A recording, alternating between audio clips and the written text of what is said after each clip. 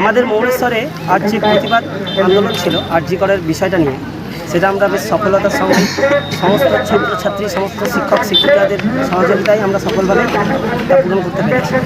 আমরা এই আন্দোলনে আরও একটা কর্মসূচি আমরা লঞ্চ করেছি। আমরা কোনো প্রশাসনের ভরসায় আমরা বসে থাকবো না।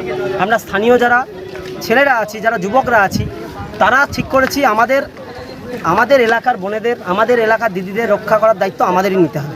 তাই আমরা এখান থেকে ভয় নেই বলে একটা কর্মসূচি আমরা এখান থেকে লঞ্চ করেছি। আমাদের বেশ কয়েকটা জায়গা আমরা ভাগ করে নিয়েছি। মৌরেশ্বর, চাল্লজোয়া, ব্রাহ্মণবাড়া, পেপুলগ্রাম, ওইদিকে আপনার রাজচন্দ্রপুর, কামারহাটি, প্রত্যেকটা স্পেসিফিক জায়গায় একজন বা দুজনের নামসহ আমরা দিয়ে দেবো। যে কোনো কারোর, বিশেষ করে বোনেদের, দিদিদের যখনই কোনো অসুবিধা হবে সেই নাম্বারে ফোন করলে আধ ঘন্টার মধ্যেই আমরা কেউ না কেউ পৌঁছে যাব। এই ছিল আমাদের ভয় নেই প্রকল্প। নাম তো একার বলবো না, ঠিক আছে? আমার নাম কৃষ্ণরুচ। আজকে যে প্রতিবাদ মিছিল করা হলো কি কারণে? আরজি করে যে কয়েকদিন আগেই এক দিদির নৃশংসভাবে হত্যা হলো, সেই আন্দোলনের জন্য আমরা আজকে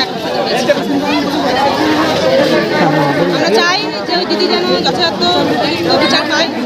কারণ আর যদি এই দিদি বিচার না পায় তাহলে হয়তো আমাদের মতো আরও অনেক মা বোনেরাও হয়তো এভাবে ধর্ষিত হবে এবং ধর্ষকরা বিনা শাস্তিতে হয়তো ঘুরে বেড়াবে।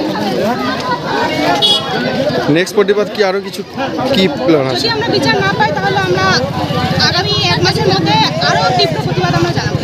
আমরা আরও তীব্র মিছিলে আমরা আরও নাম